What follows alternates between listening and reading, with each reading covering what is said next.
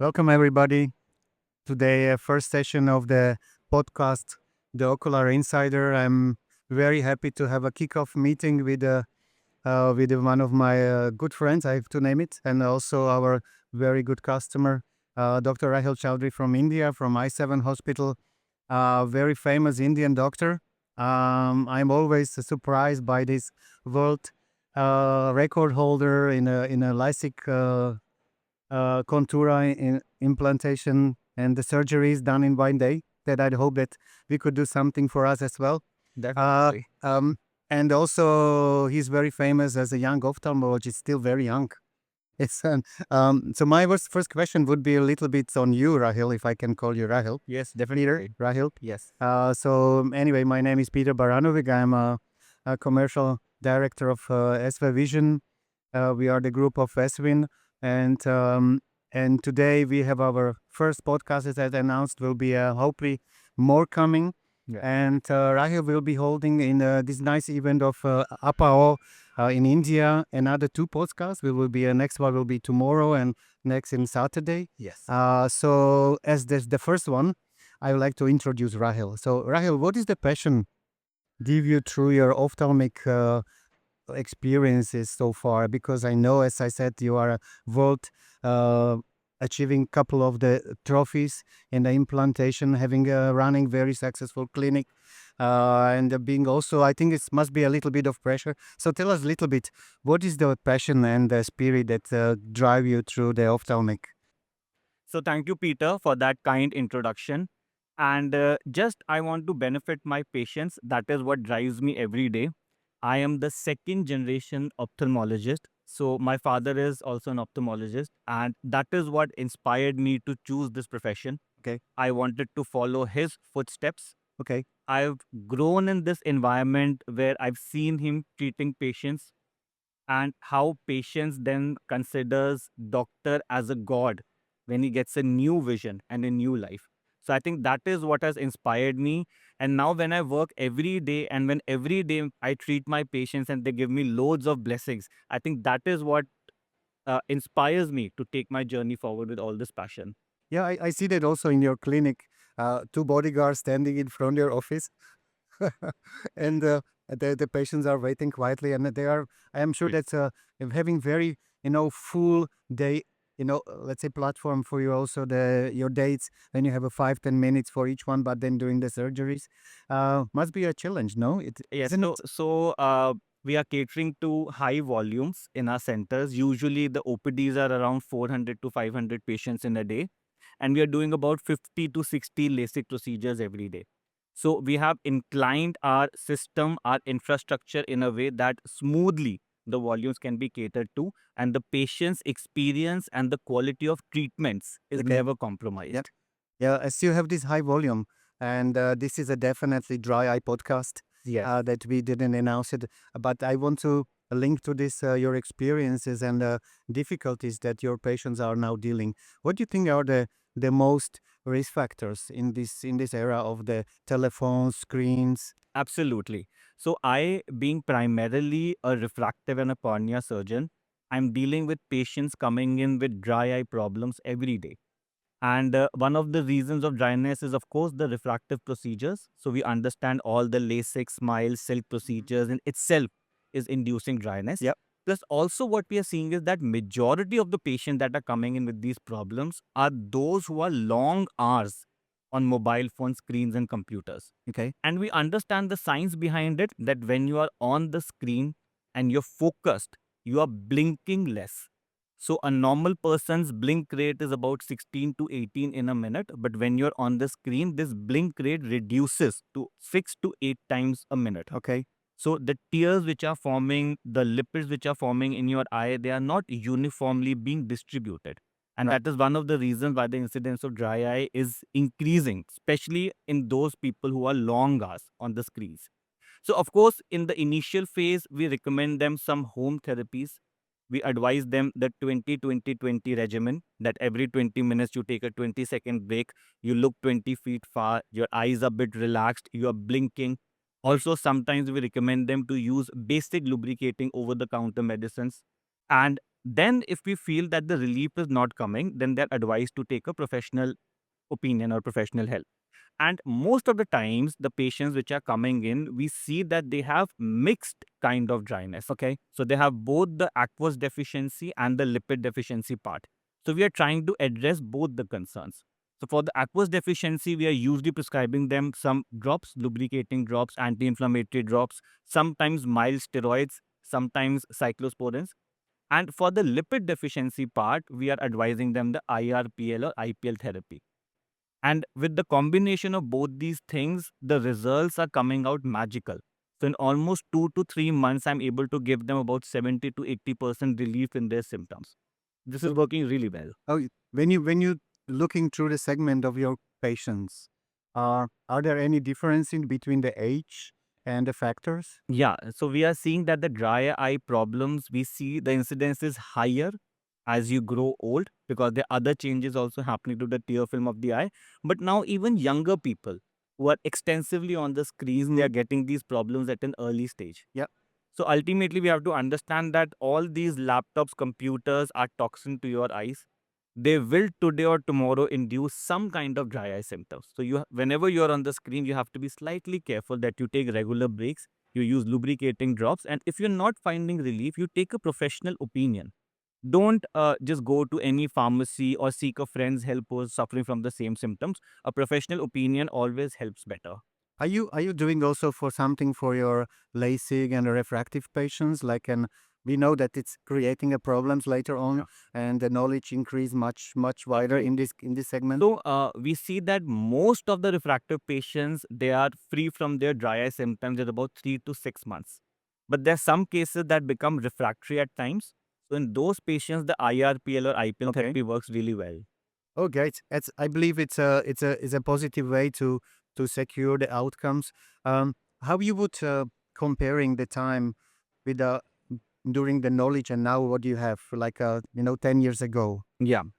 So before we had these extra treatments in our hand, the only solution was some drops. And otherwise, we used to advise our patients to do some heat and massaging. So the concept is really the same that we understand when you have these evaporative dry eyes, when you have meibomian gland dysfunctions, the lipid component of the tear film is reduced. And we have to improve that component of the eye. So also what we are doing is that when we are doing this IRPL therapies for our patients, we are also recommending them some home remedies. So we ask them every day before they sleep, they should heat their lids and they should do some massaging. Okay. So we are doing the IPL. With the IPL, we are increasing the lipid flow. And with the everyday home massaging, we are retaining that flow. And with these treatments, in 3 to 6 months, the patient becomes very comfortable. So as I see, the communication with the patient is a very important part of your Absolutely. treatment. So how you would describe the diagnostic part that helps you to understand the patients, Yes. the further treatment later? So whenever we are dealing with a patient with dry eyes, I believe the first part where there's a questionnaire about the lifestyle of the patient is the most important. So with that questionnaire, that how bad are the symptoms? Are there any condition where the symptoms are exaggerating? All these questions help you to come to close to a diagnosis. Then we, of course, have diagnostic modalities and machines with us. So we are using the one which is supplied by the ESW, the tear check machine. Yeah. So with that tear check, we are able to check the tear breakup time. We are able to do the meibography. We are able to check the lipid layer thickness. We are able to check the blinking rate, the demodex status. And with that report, we are able to finally conclude that where is the root problem. And when we are treating that root problem, the results are coming out to be magical. So from these measurements, which is one of the, let's say, the key measurements that gives you the one of the key symptoms that Yes. So the lead you three through? things which I do primarily to make a diagnosis. The first is the fluorescein staining. Okay. With the fluorescein staining, I'm able to look at some dry spots which may be there. Plus, I'm also checking the tear film breakup time with that. Yeah. Plus, with the tear check machine, I'm able to see the meibography Yep. and the lipid layer thickness. I think these four things are very important when you are treating your dry eye patients. So you see the direct link with the mammography of the healthy and infected glands already. Definitely, definitely. If your meibomian glands are healthy, there is no loss of meibomian glands, the therapies work wonderfully well. So But if there is a loss, then the patient has to be again counseled. How much would the actual relief be? So what is your standard protocol? I know that we're talking about our device, of course. But is there anything that you would change or you like it on our protocol for treatment? It's No, I gives think you- this treatment is working really well for my patients. Mhm. They are satisfied, they are comfortable. The treatment is not on the very expensive side also. Okay. And usually in 3 sittings, the patients are becoming very comfortable. So if you're comparing these mild, moderate, severe patients, what do you find on the severe patients the most difficult to handle? Yes, so for the IPL therapy, usually they are helping us with mild to moderate cases. Once the condition becomes very severe, then we understand the IPL therapies and the drops don't work very well. So in those cases, then we are maybe shifting to advanced modalities like maybe the scleral contact lens or the amniotic membrane. Okay. But there's hardly any of those patients which need these high advanced treatments. 95% of the people are usually comfortable with these modalities. Okay. So it means that you can still handle all the kind of patients, normal, mild, moderate, severe. About 90% of the Oh, patients, that's they great. really benefit. So what is your success rate? Do you have any data in your mind? So I don't have a data as such, but with my experience, I can tell you, suppose I'm doing 100 patients for IPL therapy, about 60 to 70 respond very well with 3 therapies. But there are some cases which may need additional therapies. So sometimes we are extending those to 6 sittings also. And in one of the patients, I extended it to 9 sittings also. And then we worked really well for that patient. If we stay in India, you said that the patient questionnaire that discussing his living style. What is now for your patient if you're just taking from your mind? Is there any group specifically in India that is most sensitive to the dryness? So see, there are some conditions where if we feel that the patient could be associated, the symptoms are more. So if the patient is longer hour on the screens, we see that the drier symptoms are coming in. If that patient has a higher exposure outside in dust and pollution, so those patients are also dealing with these problems. Some patients, they might be taking some medicines that could have Okay. these dry eye problems or maybe suffering from some diseases that could induce these problems. Some people who are not very careful about how they're putting makeups, how they're removing makeups, they're also coming in with dry eye issues. So there's a whole lot of variations where we see people coming in with different kind of symptoms. But usually a combined therapy where we're treating the evaporative part also, we are treating the aqueous deficiency part also, really gives comfort to all these patients.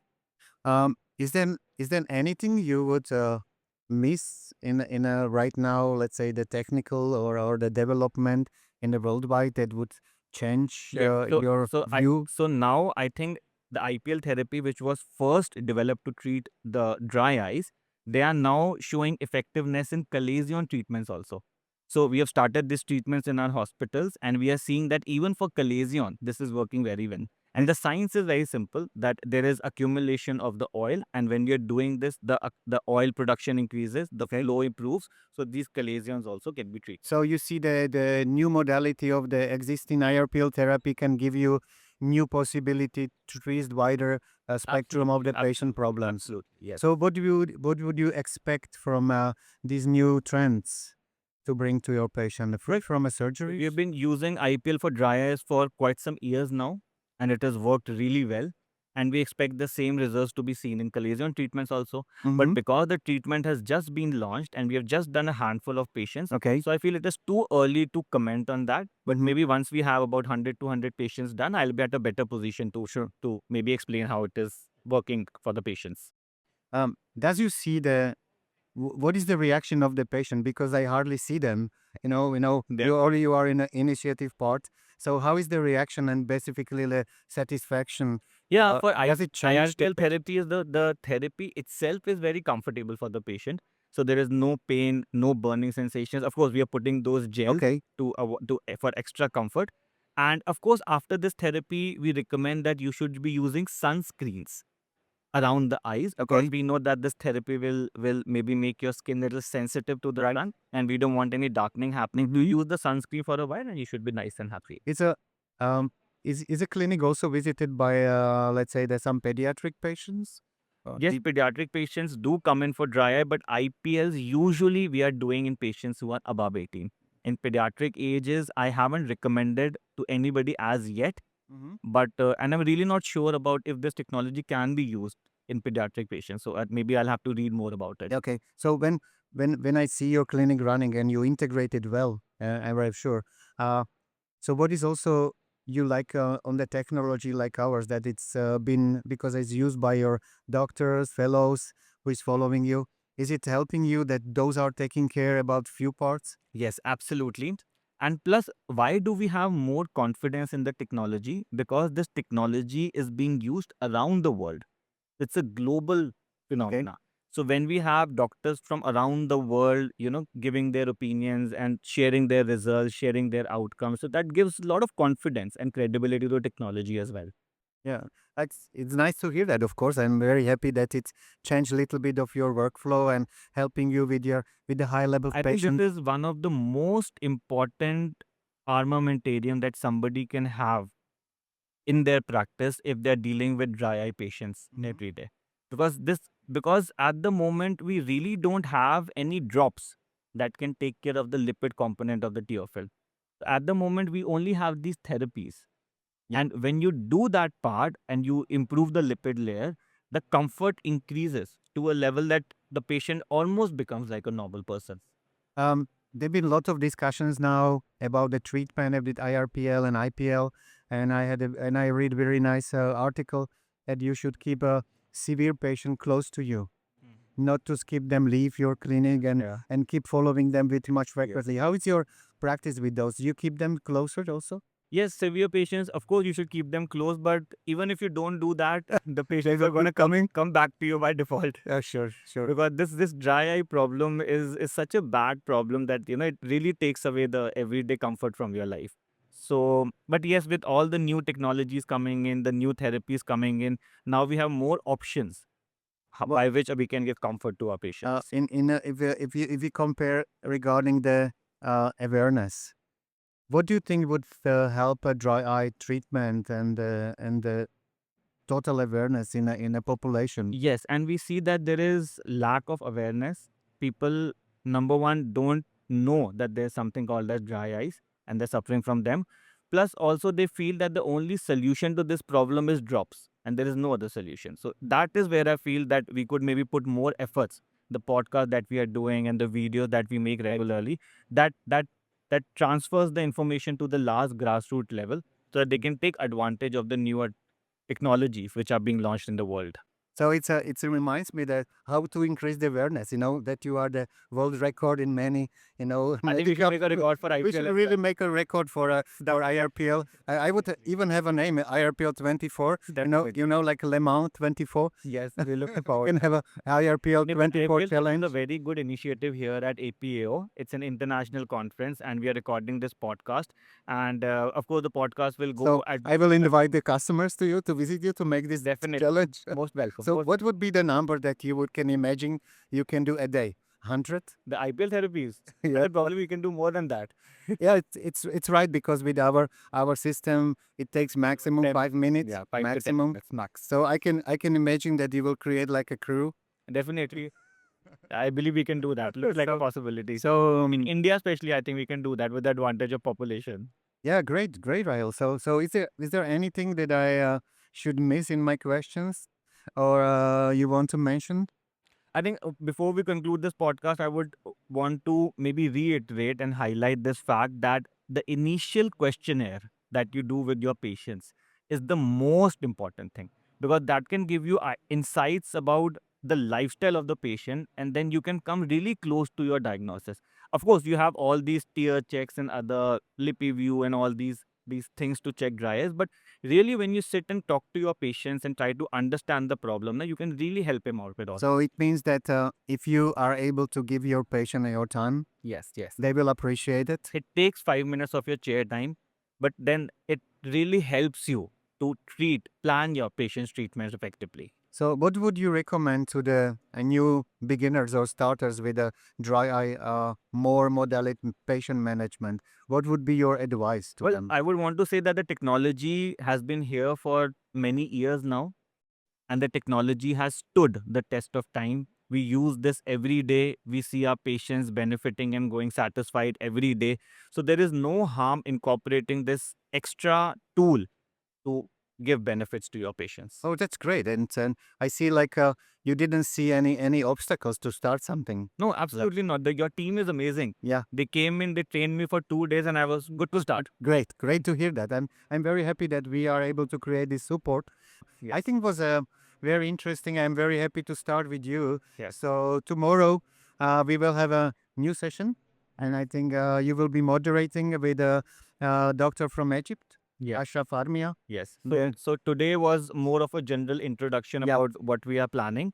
So tomorrow and day after tomorrow, we have two podcasts Yeah. lined up with Dr. Ashraf and Dr. Mohita, and we'll be going in depth in the scientific Yeah, components of dry eyes and how we can benefit our patients with the latest technologies available. So I'm sure there was a good kickoff. Absolutely. Thank you so Definitely. much. Thank All you my so much. It was all my my honor to all have you my pleasure. with us. So and I'm happy that we started specifically with you. Yes. Have a great day. Thank you. Thank you.